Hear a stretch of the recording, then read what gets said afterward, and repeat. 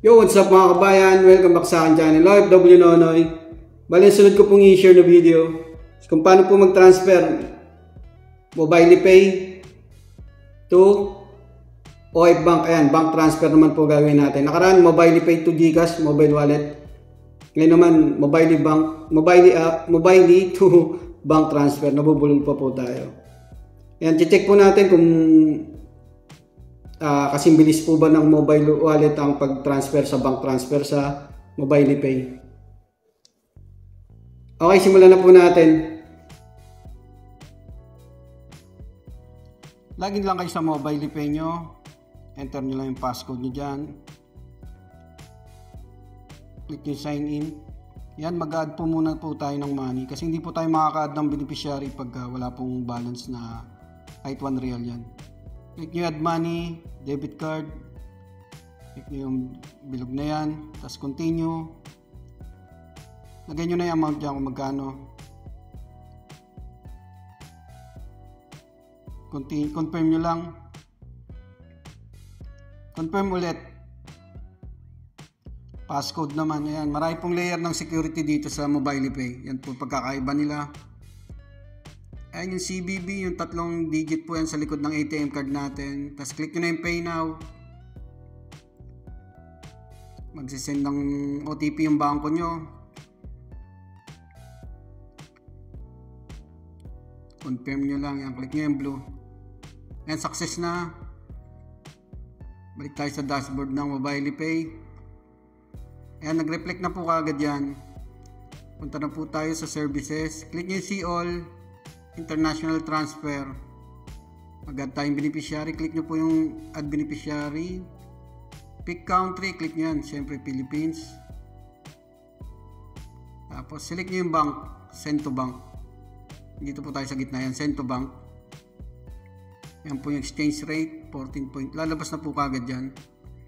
Tapos click nyo na yung next. Ayan, yung personal info ng beneficiary, lagay nyo lang. Siguraduhin nyo pong tama yung details dyan. Ayan, lagyan ko lang ng details. Ayan, nakalagay po dyan kung ano po yung nakalagay sa ID or passport. Address. Relationship, my own account, OF Bank ko po. Friend support. Tapos yung mobile number, sundan nyo lang yung format na ganyan. Tapos pick bank name. Alphabetical din po yan. Pwede nyo lang i-type dyan. Yung OF Bank, Land Bank po yun. Ito, LBP, Land Bank of the Philippines. Tapos yung account number. Lagyan nyo na yung account number dyan. Bago nyo po i-add beneficiary, reviewin nyo po muna. I-check nyo kung wala pong mali. Importante pong tama lahat ng details. Yan, katulad po nyan. Mali yung spelling. Importante po lahat yan. Lahat ng details kailangan tama. Yan. Pag na-review nyo na, mobile number, yung pangalan, tas account number, click nyo na yung add beneficiary. Ayan. Magta-transfer na po tayo. Ayan po yung in-add natin.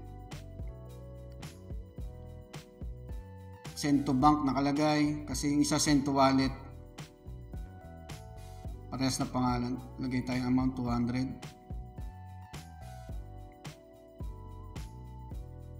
Kasama yung charge. Check nyo yung box na yan pag gusto nyo isama yung charge.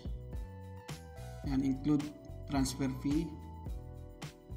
7 real. Bali, 8.05 Saudi real po yan kasama yung VAT. Ayan po yung amount, total amount. Send to bank. Ito, purpose personal expenses.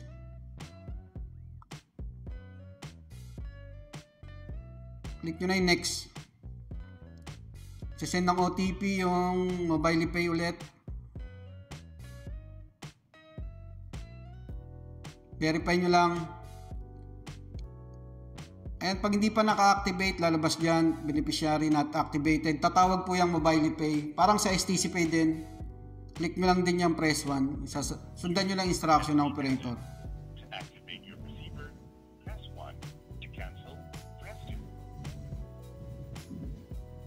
Ayan, press 1. Tayo nyo lang kung saan pong magko-close yan. Yan, the beneficiary has been activated successfully. Okay na po yan. Magsisend ulit ng OTP ang MobilePay. Verify nyo lang. Yan, review nyo lang yan. Transfer summary po yan. Andyan po pati yung charge. Yan, LBP, bank account number.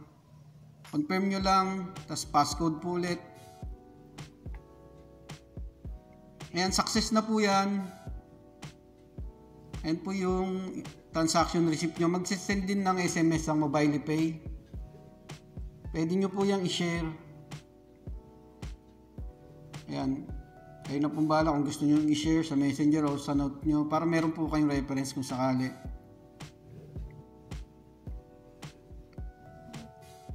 Ayan, balik na po tayo sa dashboard ng check natin yung status naman. Balik tayo sa services, international transfer. Ayan po yung status, available, processing, saka delivered. Yung delivered pag nasa account na po natin. Ayun mga kabayan, maraming salamat. Sana nakatulong po itong video na to.